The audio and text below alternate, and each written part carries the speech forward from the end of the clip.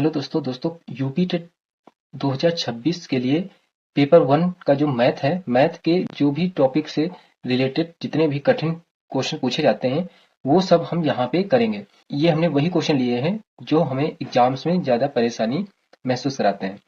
ये सबसे easy question होते हैं और हमको करने में ज्यादा कठिनाइयाँ होती हैं। तो दोस्तों हम इन्हें करेंगे। ये हमने यहाँ पे 5 टाइप के लिए हैं, तो आप लोग इन्हें एक बार जरूर देख कर जाइएगा। तो सबसे पहले हम क्वेश्चन देखते हैं। 3/4 में कितने 1/12 हैं? 3/4 में कितने 1/12 हैं? तो इसको करने के लिए हम क्या करेंगे? इसको करने के लिए दोस्तों हम क्या करेंगे? सबसे पहले लिखेंगे 3/4 लिखेंगे। उसके बाद जो 1/12 लिखा है इसको उल्टा करके यहाँ पे केवल 12 लिख देंगे और इसको सॉल्व कर देंगे। तो ये 4 तियां 12 और 3 तियां, ये 3 की गुणा 3 से करा देंगे तो 3 तियां 9। तो इसका राइट आंसर हो जाएगा दोस्तों ऑप्शन सी 9। आगे दोस्तों इसी टाइप पे एक दूसरा देख लेते हैं। दूसरा दिया है 1/2 में 1/8 कितने हैं?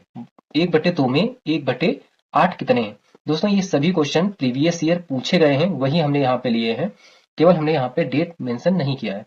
तो दोस्तों इसको करते हैं इसी ट्रिक से। पहले हम आगे वाला जो लिखा है इसको ऐसे ही लिख देंगे 1/2।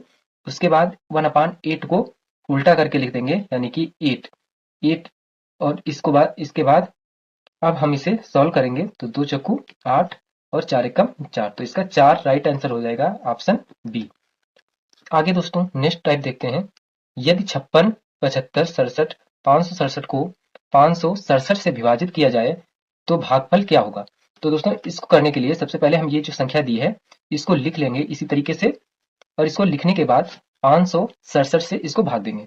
अब दोस्तों यहाँ पे हमको ये देखना है कि ये जो 567 है ऊपर 3 बार लिखा गया है, यानी कि इसको जब भाग करेंगे तो ये एक बार जाएगा। ये दोस्तों एक बार जाएगा तो हम लोग क्या करते हैं एग्जाम्स में 567 एकम 67 ऐसे करके एक एक बार करा देते हैं, लेकिन ऐसा नहीं करना है। इसमें 3 संख्या है तो हम लोग क्या करेंगे, इसको एक बार काटेंगे। 567 एकम 567 एक बार ले जाएंगे। उसके बाद नेक्स्ट संख्या आगे वाली जो संख्या है उसको काटने के लिए जब 3 अंक हो तो हमको 2 जीरो लगाना है, तब आगे की संख्या काटना है। तब काटना है 567 एकम 567। अब इसके पीछे जो आगे जो बची है 567 इसको काटना है तो सब फिर एक के पीछे हम 2 जीरो लगाएंगे, तभी 567 एकम 567 लिखेंगे।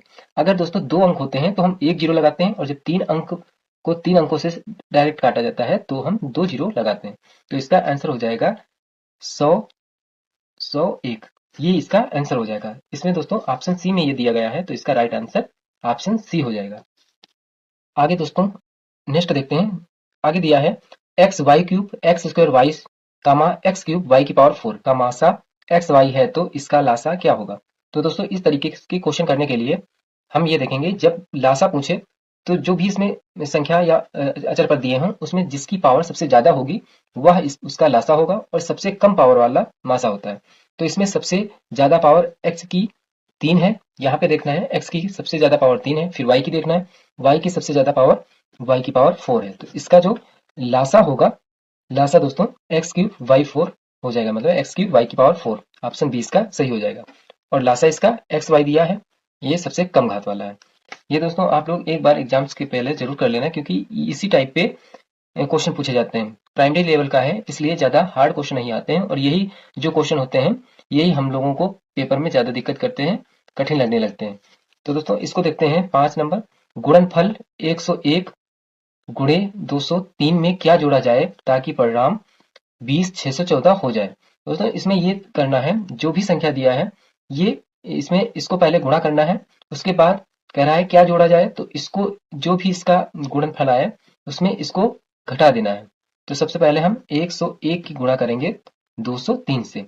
तो दोस्तों गुणा करने के लिए हम लोग क्या करेंगे, एग्जाम्स में ये करते हैं कि ये 3 तिहरिया हो जाएगा, मतलब 3 लाइनों में होगा, लेकिन ऐसा नहीं करना है।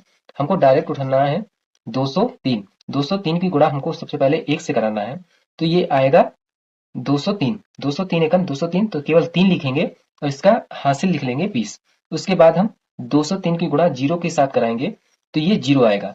0 आएगा तो 0 को हम इसमें 20 में ऐड करेंगे तो 20 आएगा, पूरा 20 हो जाएगा। तो यहाँ पे हम 20 का केवल 0 लिखेंगे। अब यहाँ पे हासिल हुआ 2, हासिल 2 लिया। उसके बाद अब हम 203 की गुणा फिर 1 से कराएंगे तो ये हो जाएगा 203 एकम 203। अब इसमें हम फिर ये हासिल ऐड कर देंगे तो ये हो जाएगा 205। तो यहाँ पे लिख देंगे 205। तो इस तरीके से एक लाइन में हमने गुणा करा ली। अब उसके बाद जो भी ये संख्या है उससे ये जो आया है गुणनफल इसको घटा देंगे। अब इसको हम घटाएंगे तो ये 4 में से 3 जाएगा तो ये बच जाएगा 1, और ये 1 ऐसे लिख लेंगे, 1 ये बचेगा और ये पूरा 0 हो जाएगा। तो 111 इसका राइट आंसर हो जाएगा। तो 111 इसका ये ऑप्शन डी में दिया है, तो इसका राइट आंसर ऑप्शन डी हो जाएगा। तो दोस्तों अगर दोस्तों आप लोगों को इसी टाइप से और भी सवाल करने हैं तो हमारे चैनल को सब्सक्राइब करिए और लाइक करिए। धन्यवाद।